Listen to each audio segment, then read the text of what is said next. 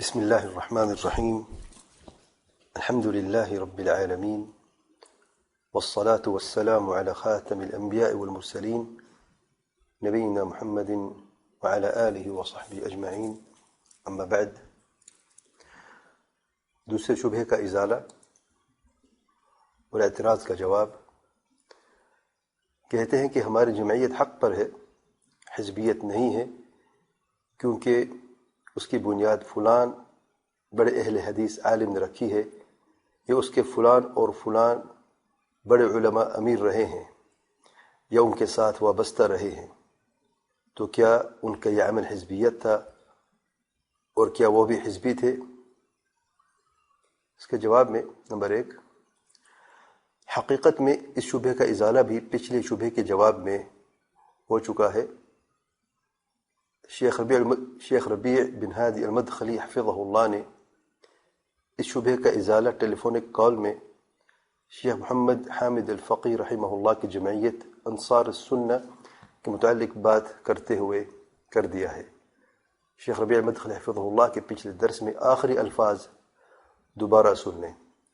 شیخ ربیع المدخلی حفظہ اللہ نے فرمایا: بارک اللہ فیک، جمعیت بے جمعیت انصار السنہ کو ہی لے لو، جو شیخ محمد حامد الفقی رحمہ اللہ اور ان جیسے اشخاص کے ہاتھوں سن 1926 عیسوی میں قائم ہوئی، اور اللہ تعالیٰ نے اس کے ذریعے بہت نفع پہنچایا. بارک اللہ فیک. پھر وہ لوگ اس سے تجاوز کر گئے. اللہ کی قسم، میں انصار السنہ کے مرکز میں داخل ہوا تو پھر چیخ و پکار، لڑائی جھگڑے، مشاکل و فتنے ہی سننے کو ملے. سب کے سب مال اور دنیا کے متعلق تھے، اور یہ تو بہت پرانی بات ہے، 30 سال پرانی. اس سے اندازہ لگائیں اب اس کا کیا حال ہوگا الی آخر ہی. اور یہ بھی واضح کیا تھا کہ شیخ ربیع المدخلی حفظہ اللہ نے تو ہر قسم کی جمعیت سازی سے منع فرمایا ہے، یہاں تک کہ جس کو وہ صحیح بھی سمجھتے ہیں انہیں بھی جمعیت کو ختم کرنے کی نصیحت کی ہے. جمعیت البر کے بارے میں ان کی بات میں بیان کر چکا ہوں. اس سے یہ بھی ثابت ہوا کہ وقت کے ساتھ ساتھ جمعیتوں کی حالت بدلتی جاتی ہے، اور اس تبدیلی کی وجہ سے علماء کا موقف بھی بدل جاتا ہے. دوسرے نمبر پہ، اگر کوئی اہل حدیث عالم اپنے زمانے کے حالات کے مطابق اجتہاد کر کے کسی جمعیت کی بنیاد رکھ دیتا ہے تو اس کا مطلب یہ ہرگز نہیں ہے کہ اس کے بعد کبھی جمعیت کو ختم نہیں کیا جا سکتا، چاہے کچھ بھی ہو جائے. عالم کے بعض اجتہادات اور فتاوی بدلتے رہتے ہیں حالات اور نتائج کے بدلنے سے.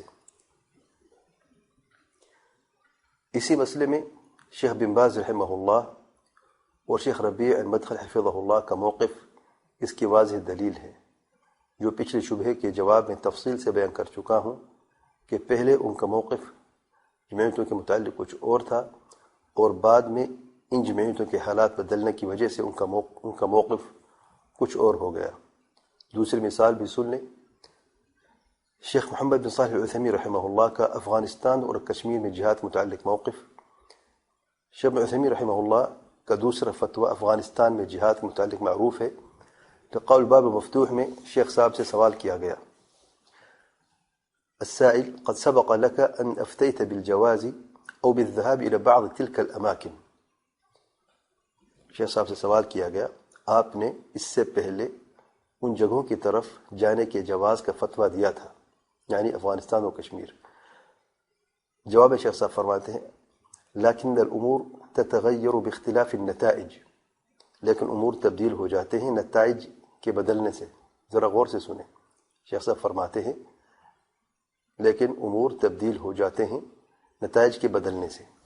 فأول ما ظهرت الحرب في افغانستان، پس جب افغانستان میں جنگ کا پہلا ظہور ہوا، یعنی ابتداء میں، كنا نؤيد هذا ونقول اذهبوا، ہم اس کی تائید کرتے تھے اور یہ کہتے تھے کہ جاؤ. لیکن النتائج صارت عكس ما نريد،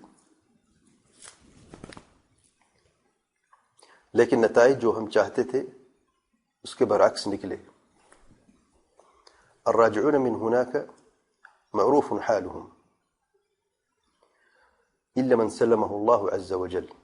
جو وہاں سے واپس یعنی اپنے ملکوں کی طرف لوٹ کر آئے ان کی حالت معروف ہے، یعنی ان کی حالت سب جانتے ہیں، کسی سے چھپی ہوئی نہیں ہے. الا یہ کہ جسے اللہ عز وجل نے محفوظ فرمایا ہے. والباقون هناك لا يخفاكم الآن الحروب الطاحنة فيما بينهم يتقاتلون. اور باقی جو وہیں پر رہ گئے ان کی حالت اب آپ لوگوں پر مخفی نہیں ہے، ان کے بیچ آپسی سخت جنگیں جاری ہیں. سائل پھر سوال کرتا ہے بلغنا أن لكم فتوى متداولة بين مجاهدين في كشمير أنكم تنصحون بالجهاد في كشمير وأنها راية صحيحة. سائل سوال کرتا ہے کہ ہمیں یہ خبر پہنچی ہے کہ آپ کا ایک فتویٰ کشمیر مجاہدین میں عام کیا جا رہا ہے کہ آپ جہاد کشمیر میں حصہ لینے کی نصیحت کرتے ہیں اور یہ کہتے ہیں کہ اس کا جھنڈا بھی صحیح ہے. جواب میں شیخ عثیمین رحمہ اللہ فرماتے ہیں لیس بصحیح، یہ صحیح نہیں ہے. اور یہ شیخ صاحب نے لقاء الباب المفتوح میں بیان کیا ہے. مزید تفصیل کے لیے جہاد کے تعلق سے شیخ بن عثیمین رحمہ اللہ کی مجموع الفتاوی جلد نمبر 25 ملاحظہ فرمائے. ذرا شیخ صاحب رحمہ اللہ کے اس قول پر غور کرے کہ امور تبدیل ہوتے ہیں نتائج کی تبدیل ہونے سے. آج اہل حدیث جمعیتوں کے نتائج سب کے سامنے ہیں. تفرق اور تحزب کا یہ عالم ہے کہ صرف پاکستان میں 10 سے زیادہ اہل حدیث جماعتیں ہیں. پچھلے درس میں مختصر تفصیل بیان کر چکا ہوں. سب ایک دوسرے سے بغض و نفرت کرتے ہیں، ایک دوسرے کے لیے مشکلات کا باعث ہیں، ایک دوسرے کی تذلیل و تحقیر کرتے ہیں، ایک دوسرے کے دشمن بنے بیٹھے ہیں، اور یہ سب اپنی ذاتی یا جماعتی مفادات کے لیے ہے. تحزب اور تفرق عام ہو چکا ہے. ظاہر میں اہل حدیثیت کے نام پر اتفاق کی بات بھی کرتے ہیں اور بعض اوقات ایک سٹیج پر بھی نظر آتے ہیں، لیکن حقیقتاً ان کے دل بغض و نفرت سے بھرے ہوئے ہیں، جس کا اثر ان کی اپنی زبانوں پر بعض اوقات واضح ہو جاتا ہے. اتفاق کا یہ طریقہ اہل حق، اہل ایمان اور اہل سنت کا طریقہ نہیں ہے، بلکہ دشمنان حق اور دشمنان اسلام، اہل باطل، اہل کتاب یہودیوں کا طریقہ ہے. بلکہ ان کے اصولوں میں سے ایک اصول ہے کہ باطنی بغض و نفرت اور اصولی مسائل میں اختلاف کو نظر انداز کرنا اور ظاہر اتفاق کو ضروری سمجھنا. ارشاد باری تعالیٰ ہے تحسبهم جميعا وقلوبهم شتى ذلك بأنهم قوم لا يعقلون. سورة الحشر آیت نمبر 14 میں ارشاد باری تعالیٰ ہے اے میرے پیارے نبی صلی اللہ علیہ وآلہ وسلم، آپ ان کو یعنی یہودیوں کو ایک سمجھتے ہیں اور ان کے دل جدا جدا ہیں. سبحان اللہ. ظاہراً وہ ایک ہیں لیکن حقیقتاً ان کے دل جو ہیں وہ الگ الگ ہیں اور جدا جدا ہیں. اور یہ طریقہ دشمنان اہل سنت، دشمنان اہل حدیث، اہل بدعت حزبیوں کا طریقہ ہے، اور ان کا مشہور اصول ہے کہ کہتے ہیں نجتمع فيما اتفقنا عليه ويعذر بعضنا بعضا فيما اختلفنا فيه. جن چیزوں پر ہمارا اتفاق ہے ان پر جمع ہو جاتے ہیں، اور جن میں ہمارا اختلاف ہے ان کے لیے ایک دوسرے کا عذر پیش کر کے خاموشی اختیار کر لیتے ہیں. سبحان اللہ. یہ کیسی اہل حدیثیت ہے جس کے بعض اصول حزبیت اور اہل باطل سے لیے گئے ہیں. سیاسی تحزب اور اہل حدیثوں کی غلطیوں کے متعلق فضیلۃ الشیخ علامہ بدیع الدین شاہ راشدی رحمہ اللہ کی کتاب اصلاح اہل حدیث کافی ہے. اس میں سے صرف ان الفاظوں پر ذرا غور کریں. شیخ صاحب فرماتے ہیں اہل حدیثوں کو نصیحت کرتے ہوئے ہر حالت میں کتاب و سنت کو سامنے رکھے، یہ ہے اہل حدیث. یہ نہیں کہ مسجد میں آئے تو اہل حدیث اور باہر کچھ نہیں. باہر سیاست اپنی مرضی کی، معیشت اپنی مرضی کی. کیا اسلام نے ہمیں سیاست نہیں سکھائی؟ اسلام نے دین نہیں سکھایا؟ اسلام نے حکومت نہیں سکھائی؟ اور آگے فرماتے ہیں تمہارا رفع الیدین کام نہیں آئے گا، آمین کام نہیں آئے گی. سوچ لو میرے بھائیوں، اہل حدیث بن کے رہو. اہل حدیث کہلاتے ہو تو اہل حدیث بن کر رہو. سبحان اللہ. اہل حدیث، ان الفاظ پہ ذرا غور کریں، اہل حدیث کہلاتے ہو تو اہل حدیث بن کر رہو۔ میں نے بھی تو ہمیشہ یہی گزارش کی ہے، اگر میری باتیں اچھی نہیں لگتی تو کم سے کم اپنے ہی اس جلیل القدر عالم کی ان پیاری نصیحتوں پر عمل کر لو جن کی طرف اپنے آپ کو منسوب کرتے ہو اور اپنی جماعت کا بانی بھی کہتے ہو۔ اور اگر یہ کبار اہل حدیث علماء آج زندہ ہوتے اور اہل حدیثوں کے اس تحزب اور تفرق کی حالت کو دیکھ لیتے تو آج ان کا موقف بھی ان جمعیتوں کے متعلق کچھ اور ہوتا۔ تیسرے نمبر پر، اور اگر برِ صغیر میں جمعیت اہل حدیث ہند تقسیم سے پہلے کی بنیاد برِ صغیر کے اکابرین اہل حدیث علماء نے رکھی تھی تو وہ ایک ہی جماعت تھی، ایک ہی امیر تھا، خاص مقاصد کے لیے قائم کی گئی تھی، جن مقاصد کو اللہ تعالیٰ کے فضل و کرم سے حاصل بھی کیا گیا۔ اہل حدیثوں کو تحفظ بھی ملا اور دعوت اہل حدیث کو تقویت اور مضبوطی بھی ملی، اور اس دعوت کا اثر صرف برِ صغیر میں ہی نہیں بلکہ پوری دنیا میں ہوا اور عرصہ دراز تک یہ خیر جاری رہا، جس کے خوبصورت نتائج پوری دنیا نے دیکھے۔ سب اہل حدیث ایک تھے، سب ایک دوسرے سے محبت کرتے تھے، ایک دوسرے کی مدد و اعانت کرتے تھے، ایک دوسرے کا احترام کرتے تھے، ایک دوسرے کے لیے خیر خواہ اور دعا گو تھے، اور یہ سب خالصتاً اللہ تعالیٰ کے لیے کرتے تھے، کسی ذاتی یا جماعتی مفادات کے لیے نہیں۔ اور یہ جمعیت برِ صغیر کے سارے اہل حدیثوں کے لیے اتحاد، اتفاق، طاقت اور خیر و برکت ثابت ہوئی۔ اس سے یہ بھی واضح ہوا کہ سعودی عرب کے کبار سلف علماء نے جن جمعیتوں کو سراہا اور قائم کرنے کی اجازت دی تھی تو وہ اس طرح کی جمعیتیں تھیں جو تحزب اور تفرق کا شکار نہیں تھیں، جس کی وضاحت شیخ ربیع المدخل حفظہ اللہ کر چکے ہیں۔ چوتھے نمبر پر، اپنی غلطی کو تسلیم نہ کرنا بلکہ اس پر پردہ ڈالنے کے لیے گزرے علماء کے عمل کا سہارا لے کر یہ کہنا کہ کیا وہ بھی غلط ہے۔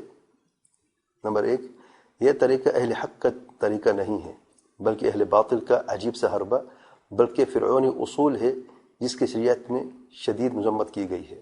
ارشاد باری تعالیٰ ہے فرعون کے زبانی، قال فما بال القرون الاولى، سورۃ طٰہٰ آیت نمبر 51 میں اللہ تعالیٰ کا ارشاد ہے، اس نے یعنی فرعون نے کہا تو پھر پہلی جماعتوں کا کیا حال ہوا۔ تو یہ حربہ جو ہے یہ اصول فرعونی اصول ہے۔ دوسرے نمبر پہ، اہل بدعت کے اصولوں میں سے ایک اصول بن چکا ہے جس کی بنیاد پر وہ اہل سنت کو اپنی بدعات اور غیر شرعی اقدامات پر پردہ ڈالنے کے لیے پیش کرتے ہیں، خصوصی طور پر مقلدین کا جو قرآن و سنت کے خلاف اعمال سے توبہ تو نہیں کرتے لیکن اپنے گزرے ہوئے علماء کی طرف اپنی بدعات منسوب کر کے کہتے ہیں اب ان کو بھی غلط کہو، اور اس فاسد اصول کو مزید مضبوط کرنے کے لیے کئی اور فاسد اصول گھڑ لیے، جیسے کہ مثال کے طور پر اصول کرخی میں ہے اصول نمبر 28 اور 29۔ اصول نمبر 28 میں کہتے ہیں الاصل ان كل آية تخالف قول اصحابنا فإنها تحمل على النسخ او على الترجيح والاول ان تحمل على التأويل من جهة التوفيق۔ سبحان اللہ، اصل یہ ہے کہ یقیناً ہر آیت جو ہمارے اصحاب کے قول کے مخالف ہو تو اسے حمل کیا جاتا ہے نسخ پر یا ترجیح پر، اور اولا یہ ہے کہ اسے حمل کیا جائے تأویل پر توفیق کی جہت سے، یعنی توفیق کرنے کے لیے ہمارے اصحاب کے قول کو اور اللہ تعالیٰ کے کلام کو۔ سبحان اللہ۔ اور اگلے پوائنٹ میں، پوائنٹ نمبر 29 میں حدیث متعلق بھی کچھ ایسے الفاظ ہیں، ان للہ و انا الیہ راجعون۔ تیسرے نمبر پر، عجب بات یہ ہے کہ اہل بدعت اپنی غلطیوں کو اپنے اماموں کے غلط فتاوی کی طرف منسوب کر کے ان کو ڈھال بنا لیتے ہیں، اور یہ اہل حدیث اپنی غلطیوں کو اپنے علماء کے ان فتاوی یا اقدامات کی طرف منسوب کرتے ہیں جو غلط نہیں تھے، ان کے زمانے میں اور حالات کے مطابق صحیح اجتہادات تھے۔ سبحان اللہ و بحمدہ، سبحان اللہ العظیم۔ چوتھے نمبر پر، یہ بے بنیاد اور فاسد اصول جاہل اور کمزور لوگوں کا اصول ہے جو علم کا مقابلہ علم سے نہیں بلکہ اپنے بنائے ہوئے اس کھوکھلے اصول سے کرتے ہیں جس سے ذلت اور رسوائی کے سوا کچھ حاصل نہیں ہوتا، کیونکہ انبیاء علیہم السلام کے سوا کوئی معصوم نہیں ہے، غلطی کا امکان سب سے ہوتا ہے۔ جب اپنے آپ سے یا اپنے ہی کسی عالم سے کوئی اجتہادی غلطی ہو جاتی ہے تو مخالفین بھی الزامی طور پر یہی اصول ان کے سامنے رکھ کر کہتے ہیں اب ان پر کیا حکم ہے؟ یعنی جو بھی اس فاسد اصول کا سہارا لیتا ہے وہ خود اس کی زد میں آ ہی جاتا ہے۔ 5ویں نمبر پر، اور اگر ان کبار اہل حدیث علماء سے اس مسئلے میں غلطی بھی مان لی جائے جو کہ حقیقتاً اس مسئلے میں وہ غلط نہیں تھے، تو تب بھی اہل حق اہل سنت کے اس مسئلے میں واضح اصول موجود ہیں۔ بعض اصول ملاحظہ فرمائیں۔ نمبر 1، ارشاد باری تعالیٰ ہے تلک امت قد خلت لها ما کسبت ولکم ما کسبتم ولا تسألون عما كانوا يعملون، سورۃ البقرہ نمبر 141۔ یہ ایک امت تھی جو گزر چکی، اس کے لیے ہے جو اس نے کمایا اور تمہارے لیے ہے جو تم نے کمایا، اور تم سے اس کے بارے میں سوال نہیں کیا جائے گا جو وہ کرتے تھے۔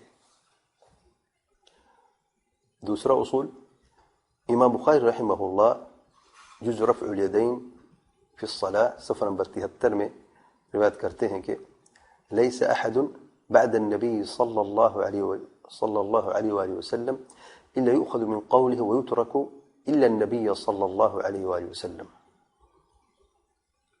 وهو قول بعض السلف مثل مجاہد ومالک واشتهر عنه۔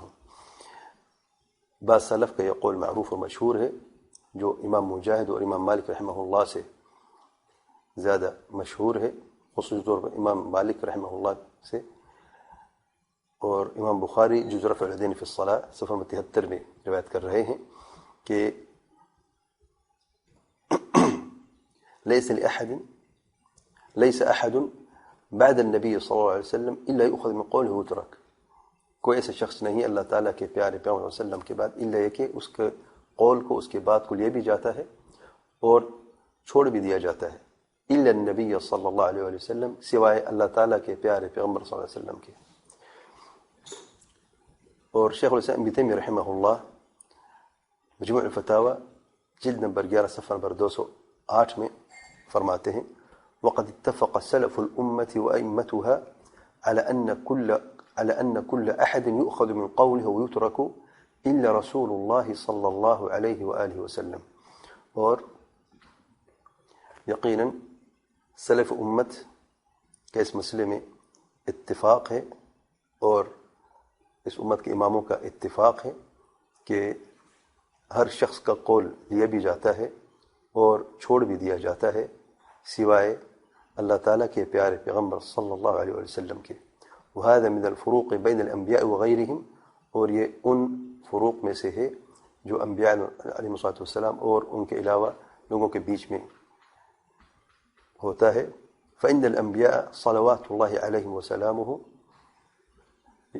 یقیناً انبیاء علیہم السلام یجب لهم الایمان بجمیع ما یخبرون به عن اللہ عز وجل،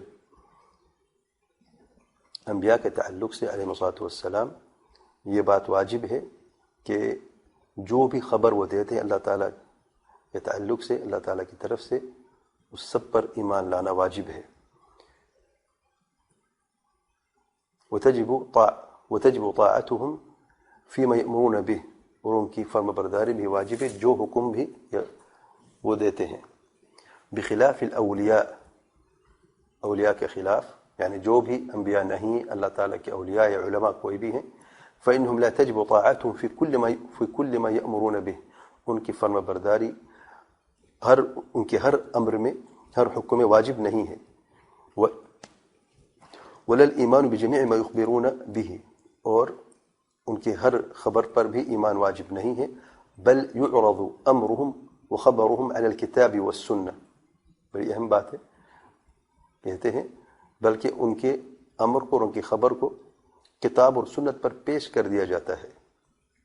فما وافق الكتاب والسنة وجب قبوله، بس جو موافقت کرتا ہے کتاب اور سنت کی اس کو قبول کرنا واجب ہو جاتا ہے۔ وما خالف الكتاب والسنة كان مردودا، اور جو قول ان بڑے اماموں کے یا اولیاء کا مخالف ہو کتاب اور سنت کے، کان مردودن، تو وہ مردود ہوتا ہے، اسے رد کر دیا جاتا ہے۔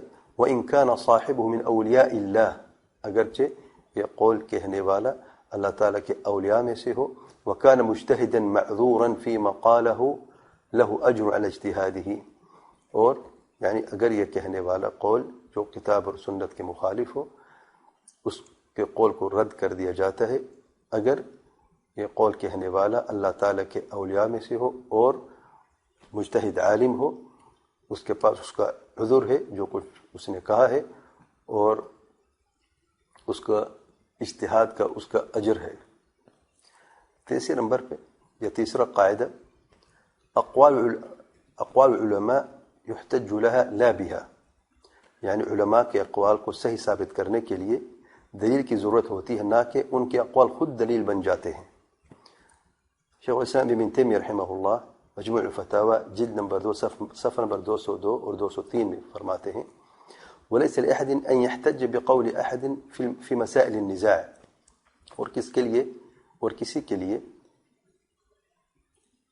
یہ جائز نہیں ہے کہ وہ حجت پکڑے کسی بھی عالم کی مسائل النزاع میں، اختلاف مسائل میں، وَإِنَّمَا الْحُجَّةُ النَّصُ وَالْإِجْمَاعِ، حجت النص اور اجماع میں ہے، ودلیل مستنبط من ذلك، حجت نص میں، اجماع میں، یا ایسی دلیل جو ان میں سے مستنبط ہو۔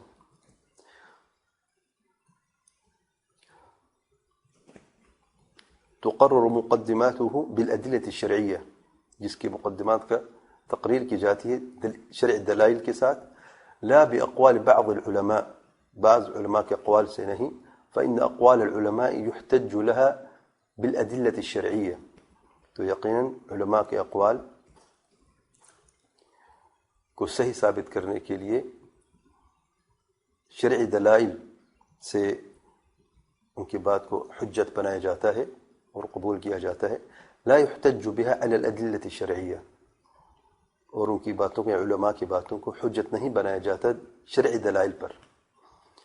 ومن تربى على مذهب قد تعوده واعتقد ما فيه، اور جس کی تربیت کسی مذہب پر ہوئی اور وہ اس کی عادت اس پر ہو گئی اور جو کچھ اس میں ہے اس کے لیے عقیدہ بن چکا ہے، وهو لا يحسن الأدلة الشرعية وتنازع العلماء، اور وہ حقیقتاً دلائل شرعیہ اور علماء کے تنازع اختلافات کو نہیں جانتا، لا يفرق بين ما جاء عن الرسول صلى الله عليه وسلم وتلقته الأمة بالقبول بحيث يجب الإيمان به، تو ایسا شخص تفریق نہیں کر پاتا جو کچھ اللہ تعالیٰ کے پیارے پیغمبر صلی اللہ علیہ وسلم کی طرف سے آیا ہے یعنی دلیل میں، اور جسے امت نے قبول بخشا ہے، بحيث يجب الإيمان به، جس پر ایمان لانا واجب ہوتا ہے، وبين ما قاله بعض العلماء، اور جو کچھ بعض علماء نے کہا ہے، وتعسر او يتعذر اقامة الحجة عليه، اور اس کے لیے مشکل ہو جائے یا اس پر حجت قائم کرنا متعذر ہو جائے، یعنی ایسا شخص جو ہے وہ اللہ تعالیٰ کے پیارے پیغمبر صلی اللہ علیہ وسلم کے دین اور دلائل اور نص اور اجماع اور جو دلائل مستنبط ہیں ان میں سے، ان میں اور علماء کے اقوال میں تفریق نہیں کر سکتا۔ چوتھے نمبر پہ یہ چوتھا اصول ارسل الجماعت کا اس مسئلے میں، الرجال يعرفون بالحق ولا يعرف الحق بالرجال، کہتے ہیں لوگ حق سے پہچانے جاتے ہیں نہ کہ حق لوگوں سے۔ العلامہ بن عثیمین رحمہ اللہ کتاب العلم صفحہ نمبر 309 میں فرماتے ہیں، تصحیح الخطأ، کسی کی خطا کی تصحیح کرنا، وهذا امر واجب، یہ امر واجب ہے، يجب على من عثر على وهم انسان ولو كان من اکبر العلماء، اس شخص پر واجب ہے، ہر اس شخص پر واجب ہے جسے کسی شخص کا وہم نظر آئے یا کوئی غلطی نظر آئے، اگرچہ وہ سب سے بڑے علماء میں سے ہو، ان ينبه على هذا الوهم وعلى هذا الخطأ، کہ وہ تنبیہ کر اس وہم و گمان جو اس عالم سے صادر ہوا ہے، وعلى هذا الخطأ، اور اس خطا پر، اس غلطی پر، لأن بیان الحق امر واجب، کیونکہ حق کو بیان کرنا واجب امر ہے، وبالسکوت يمكن ان يضيع الحق لاحترام من قال بالباطل، اور خاموش اختیار کرنے سے حق ضائع ہو جاتا ہے اس شخص کے احترام کرتے ہوئے جس نے باطل بات کہی ہے یا جس سے غلطی ہوئی ہے. لأن احترام الحق اول بالمراعاة، کیونکہ حق کا احترام زیادہ مراعات کے لائق ہے. اور پانچواں جو اصول اہل سنت جماعت کا علماء کی غلطی کے تعلق سے، جب علماء سے کوئی غلطی ہوتی ہے کہتے لیس کل ما وقع فی البدعة وقعت البدعة علیہ، یا یہ بھی کہتے ہیں لیس کل ما وقع فی بدعة فهو مبتدع. یعنی اگر کسی شخص سے کوئی بدعت ہو جاتی ہے، غلطی ہو جاتی ہے، لازم نہیں ہے کہ وہ شخص بدعتی ہو جاتا ہے. اور اس کے تعلق سے شیخ محمد بن عمر بازمول حفظہ اللہ پر مشہور رسالے لیس من منہج السلف میں فرماتے ہیں، پوائنٹ نمبر 23 میں، ليس من منهج السلف الحكم على المعين ببدعته إلا بعد إقامة الحجة بثبوت الشروط وانتفاء الموانع. کسی مخصوص شخص پر بدعت کا حکم لگانا اقامت حجت، شروط کے پائے جانے اور موانع کے رفع ہو جانے کے بغیر منہج سلف میں سے نہیں ہے. اور اس اصول کی شرح کرتے ہوئے میں نے فضیلۃ الشیخ ربیع بن ہادی المدخل حفظہ اللہ کی تفصیل بیان کی ہے، جو اس موضوع پر بہت مفید ہے. میں گزارش کرتا ہوں کہ وہ سماعت فرمائیں. اس میں تفصیل ہے کہ کب حجت قائم کی جاتی اور کب نہیں کی جاتی، اور کن امور اور مسائل میں عذر ہوتا اور کس میں نہیں ہوتا. چھٹے نمبر پہ اہل سنت کے علماء کی غلطیوں کو دلیل نہیں بنایا جاتا، بلکہ ان کی غلطیوں کو تسلیم کرتے ہوئے ان غلطیوں کا دلیل کی روشنی میں رد کیا جاتا ہے، اور ان علماء کے لیے عذر پیش کرتے ہوئے ان کی عزت و آبرو کو احترام کے ساتھ برقرار رکھا جاتا ہے. اور اس کے لیے شیخ الاسلام ابن تیمیہ رحمہ اللہ کی کتاب رفع الملام عن الائمة الاعلام ہی کافی ہے، جس میں انہوں نے تقریباً 10 کے قریب عذر بیان فرمائے ہیں. اگر کسی اہل سنت جماعت کے عالم سے کوئی غلطی ہو جاتی ہے جس میں کتاب اور سنت کی مخالفت نظر آتی ہے، تو ایک نہیں، شیخ الاسلام رحمہ اللہ نے تقریباً 10 کے قریب مثالوں کے ساتھ، دلائل کے ساتھ بیان فرمائے ہیں. ساتویں نمبر پہ اہل سنت علماء کون ہے اور ان کی غلطیوں پر ہمیں کیا کرنا چاہیے. اس کا جواب فضیلۃ الشیخ العلامہ عبید بن عبداللہ الجابری حفظہ اللہ دیتے ہیں. شیخ عبید الجابری حفظہ اللہ اپنے معروف رسالہ اصول و قواعد فی المنہج السلفی صفحہ نمبر 7 میں فرماتے ہیں: من خالف نصا او اجماعا رد علیہ ما جاء به من قول او فعل کائنا من کان. جس نے مخالفت کی، نص کی یا اجماع کی، تو اس کی بات کو رد کر دیا جاتا ہے، جو کچھ وہ لے کے آئے ہے قول یا فعل سے، چاہے یہ شخص کوئی بھی ہو. ثم ان كان هذا المخالف اصوله سنة ودعوته سنة وكل ما جاء عنه سنة. اور اگر یہ مخالفت کرنے والا جس شخص سے مخالفت ہوئی ہے نص کی یا اجماع کی، یہ دیکھا جاتا ہے کہ اگر اس شخص کے اصول سنت پر قائم ہے، اس کی دعوت سنت پر قائم ہے، اور جو کچھ اس سے میرا وہ سنت ہی سنت ہے، فإن خطأه يرد ولا يتابع على زلته وتحفظ کرامته. تو اس کی خطا، اسی غلطی کو رد کر دیا جاتا ہے، یعنی اس کی غلطی کو دلائل کی روشنی میں تسلیم کرتے ہوئے بیان کیا جاتا ہے، اور اس غلطی کو رد کر دیا جاتا ہے، اور اس کی اس غلطی پر مطابقت اس کی نہیں کی جاتی، اور اس کی عزت اور آبرو کی پاسداری کی جاتی ہے. وَإِن كَانَ ضَالًّا مُبْتَدِعًا لَمْ يَعْرِفْ لِلسُّنَّةِ وَزْنًا. اور اگر یہ شخص جس نے مخالفت کی ہے نص کی اجماع کی، تو اس کی بات کو بھی رد کیا جاتا ہے، لیکن فرق یہ ہے کہ اگر یہ غلطی کرنے والا ضال ہے، مبتدع ہے، گمراہ ہے، مبتدع ہے، اور سنت کو کوئی وزن کو قیمت نہیں جانتا، ولم تقم لها عنده قائمہ، اور اس سنت کا اس شخص کے زندگی میں کوئی قیمت نہیں ہے. مؤسسا اصول علی الضلال، اس کے اصول ضلالت پر مبنی ہے، گمراہی پر مبنی ہے. ويقابل بالزجر والاغلاظ والتحذير منه. اور ایسے شخص جو ہے اس کے زجر و اغلاظ اور خبردار سے کیا جاتا ہے. الا اذا ترتبت مفسدة اکبر من التحذير منه، الا یہ کہ اگر اسے تحریک کرنے میں کوئی بڑا مفسدہ سامنے آ جائے۔ ذرا شیخ صاحب کے ان الفاظوں پر غور کریں۔ سنی عالم کی بعض نشانہ بیان فرما رہے ہیں، اصولہ سنہ ودعوتہ سنہ وکل ما جاء عنہ سنہ۔ اصول سنت پر قائم ہے، دعوت سنت پر قائم ہے، اور اس سے جو بھی ملا وہ سنت ہی سنت ہے، یہ نہیں کہ بعض تو سنت ہے اور بعض کچھ اور۔ ایسے اہل حدیثوں نے اہل حدیثیت کے اصول اور دعوت میں تبدیلیاں پیدا کر کے جانتے ہوئے یا انجانے میں حزبیت کے اصول اور دعوت کا راستہ اختیار کرتے ہوئے اپنی حزبیت کا خود ثبوت دیتے جا رہے ہیں۔ اللہ تعالیٰ ان کو ہدایت دے اور حق کی طرف لوٹنے کی توفیق عطا فرمائے، اور ہم سب کو ہر قسم کے تحزب اور تفرق سے محفوظ فرمائے، آمین یا رب العالمین۔